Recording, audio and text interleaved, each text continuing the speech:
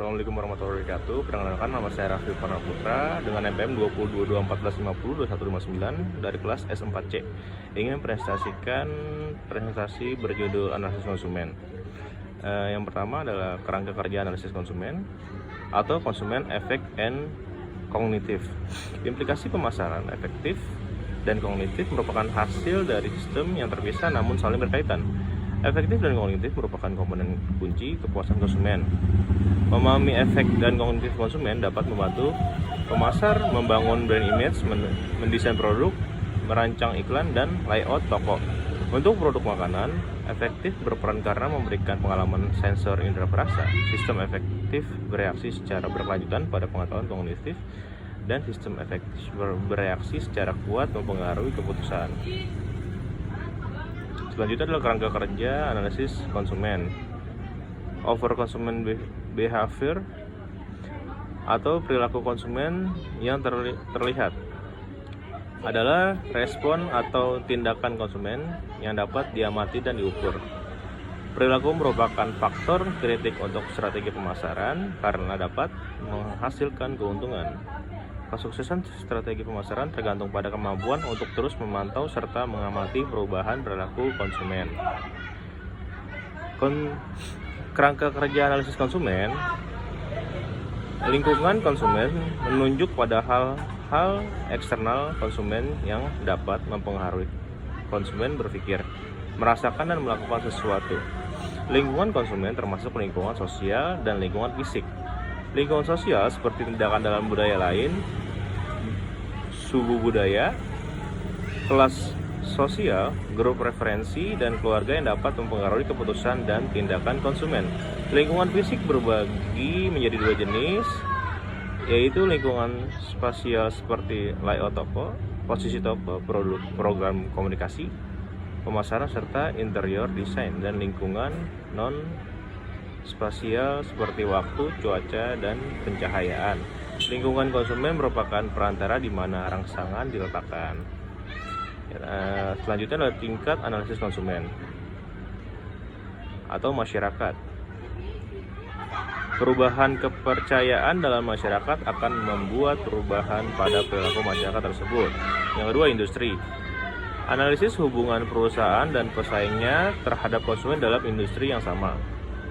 Pada level industri, perubahan pada kognitif, efektif, dan perilaku dapat menjadi ancaman bagi produk yang sudah ada dan dapat juga menjadi peluang bagi pengembangan produk agar lebih konsisten dan memiliki nilai baru.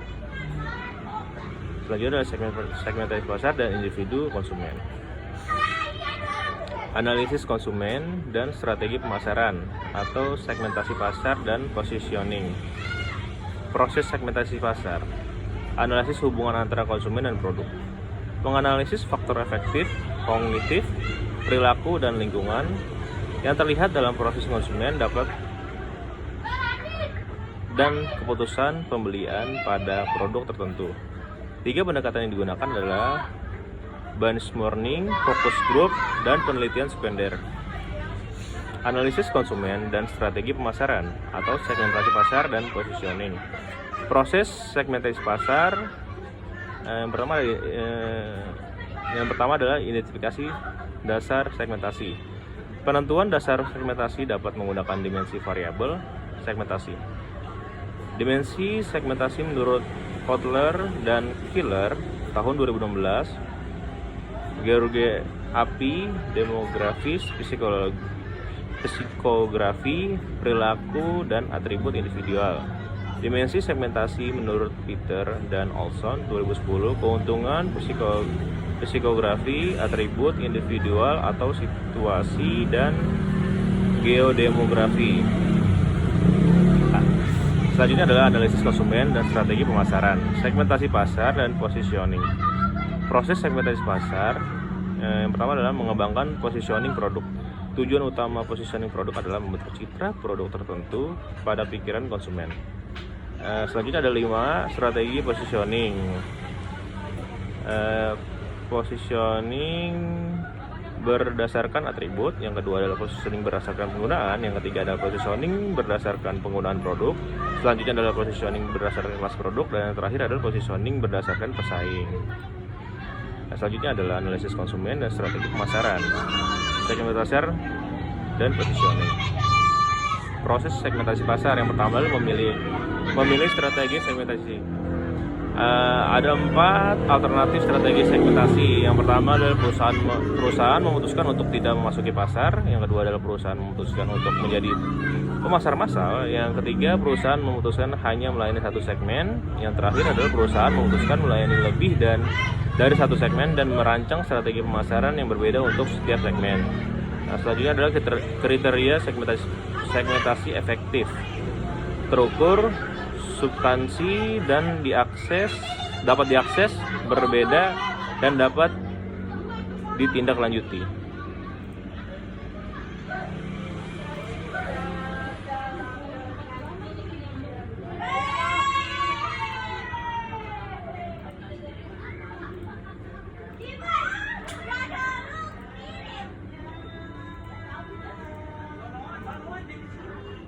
Selanjutnya adalah analisis konsumen dan strategi pemasaran. Perilaku konsumen dan strategi produk, efektif dan kognitif produk. Kepuasan dan ketidakpuasan merupakan faktor yang sangat dipertimbangkan dalam strategi produk. Yang kedua, perilaku terhadap produk, kontak terhadap produk. Berkaitan dengan kebiasaan dalam proses belanja di toko retail, lokal produk di toko, evaluasi produk, ambil dan bayar. Yang kedua adalah berbagai cara untuk meningkatkan kontak terhadap produk. Free sample, misalnya free sample, pinjaman produk dari teman dan penggunaannya, giveaway, dan menggunakan dummy. Selanjutnya adalah analisis konsumen dan strategi pemasaran. Lingkungan produk menunjukkan pada stimulus yang berkaitan dengan produk yang diketahui dengan diingat konsumen secara jelas. Lingkungan produk yaitu atribut produk dan kemasan. Analisis konsumen dan strategi pemasaran. Perilaku konsumen dan strategi produk. Beberapa faktor yang dipertimbangkan dalam pengembangan strategi produk yang melibatkan analisis hubungan konsumen dengan produk, yaitu yang pertama adalah karakteristik individual konsumen. Yang pertama, setiap konsumen memiliki tipe dan cara pengadopsian atau penggunaannya produk secara berbeda. Yang kedua, terdapat 5 jenis tipe konsumen. Dilihat bagaimana mereka mengadopsi produk. Yang pertama dengan inovator, yang kedua early adopter, yang ketiga adalah early majority, yang ketiga adalah late majority, yang keempat adalah laggers. Selanjutnya ada analisis konsumen dan strategi pemasaran. Perilaku konsumen dan strategi produk. Yang pertama adalah karakteristik produk. Karakteristik produk terbagi menjadi kesesuaian, reliabilitas, dapat diobservasi, kecepatannya, keunggulan, kompetitif, dan simbol produk. Analisis konsumen dan strategi pemasaran. Perilaku konsumen dan strategi komunikasi pemasaran. Lingkungan promosi. Yang pertama termasuk seluruh rangsangan yang terisolasi dengan lingkungan fisik dan sosial di mana konsumen dapat merasakan pengalaman dari strategi promosi yang dilakukan. Yang kedua ada 2 faktor yang mempengaruhi strategi promosi. Kekacauan promosi atau promosi clutter menunjukkan pertumbuhan angka strategi kompetitif di lingkungannya. Tingkat pesaing atau level of competition. Yang selanjutnya adalah analisis konsumen dan strategi pemasaran. Perilaku konsumen dan strategi komunikasi pemasaran, efektif dan kognitif promosi. Ada 2, sikap terhadap produk, dan yang kedua adalah proses persuasi. Yang selanjutnya adalah analisis konsumen dan strategi pemasaran. Perilaku konsumen dan strategi komunikasi pemasaran. Perilaku komunikasi pemasaran dibagi menjadi 2, yaitu kontak informasi dan word of mouth. Selanjutnya adalah analisis konsumen dan strategi pemasaran. Perilaku konsumen dan strategi komunikasi pemasaran.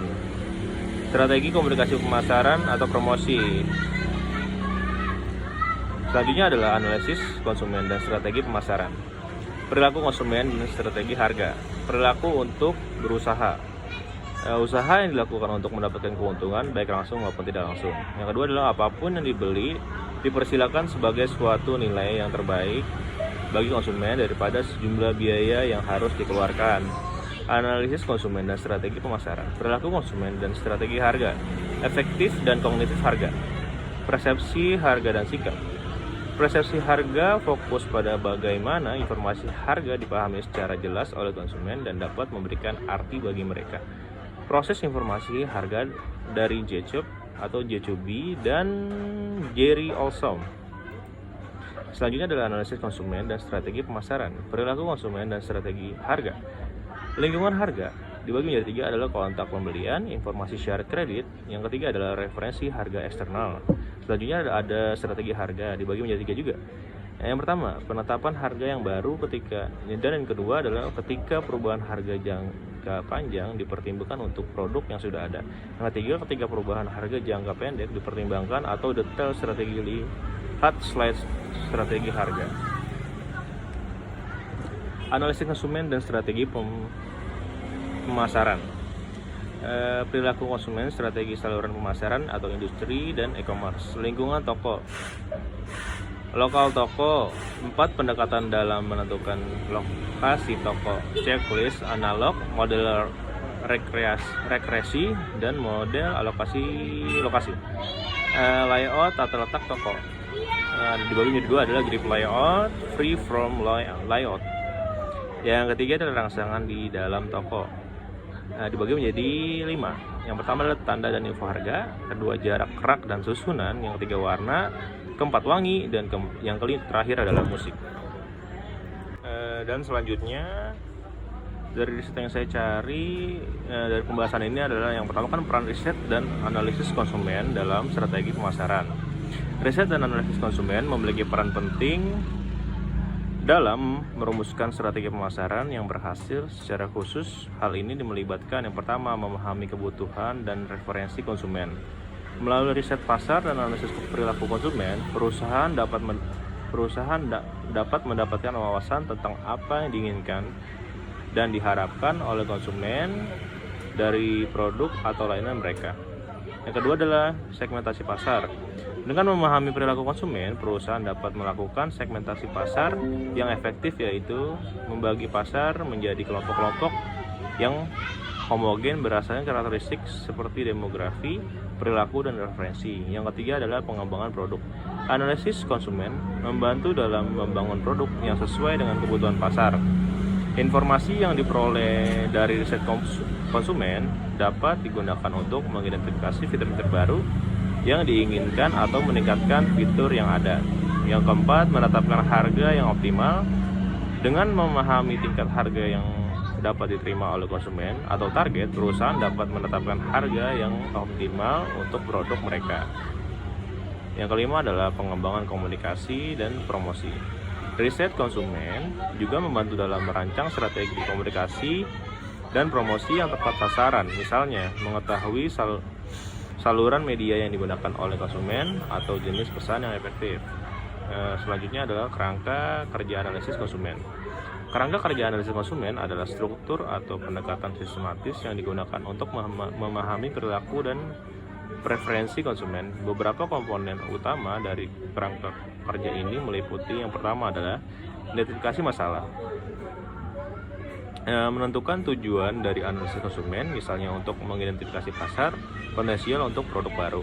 Yang kedua adalah pengumpulan data. Melakukan riset pasar untuk mengumpulkan data tentang perilaku konsumen, preferensi produk, dan faktor-faktor lain yang mempengaruhi keputusan pembelian. Yang ketiga adalah analisis dan interpretasi. Menganalisis data yang dikumpulkan untuk menarik kesimpulan tentang perilaku konsumen seperti segmentasi pasar atau tren pembelian sesuai seperti pengembangan produk baru atau kampanye promosi yang berfokus. Yang kelima adalah evaluasi dan pengendalian. Mengukur efektivitas strategi yang diimplementasikan dan melakukan penyesuaian jika diperlukan. Yang selanjutnya adalah tingkat analisis konsumen. Analisis konsumen dapat dilakukan pada beberapa tingkat, termasuk yang pertama, tingkat individu. yang berfokus pada preferensi, motivasi, dan perilaku pembelian individu. Yang kedua adalah tingkat kelompok. Tingkat kelompok menganalisis perilaku konsumen dalam kelompok atau segmentasi tertentu seperti berdasarkan demografi atau gaya hidup. Yang ketiga adalah tingkat pasar, melibatkan analisis pasar secara keseluruhan untuk memahami tren, pola pembelian, dan dinamika pasar secara luas. Analisis konsumen dan strategi pemasaran. Hubungan antara analisis konsumen dan strategi pemasaran sangat erat dikarenakan analisis konsumen menyediakan wawasan yang mendalam tentang siapa target pasar dan apa yang diinginkan oleh konsumen. Yang kedua adalah informasi dari analisis konsumen yang digunakan untuk merumuskan strategi pemasaran yang tepat, termasuk pengembangan produk, penetapan harga, distribusi, dan promosi. Yang ketiga adalah strategi pemasaran yang didukung oleh analisis konsumen cenderung lebih efektif dalam mencapai tujuan bisnis seperti peningkatan penjualan atau pangsa pasar. Dengan mengintegrasikan analisis konsumen ke dalam strategi pemasaran, perusahaan dapat meningkatkan referensi dan daya tarik produk atau layanan mereka bagi konsumen potensial sehingga memperkuat posisi mereka di pasar. Sekian presentasi dari saya, Raffi Purnama Putra, dengan NPM 20221450 2159 dari kelas 4 S4C. Sekian,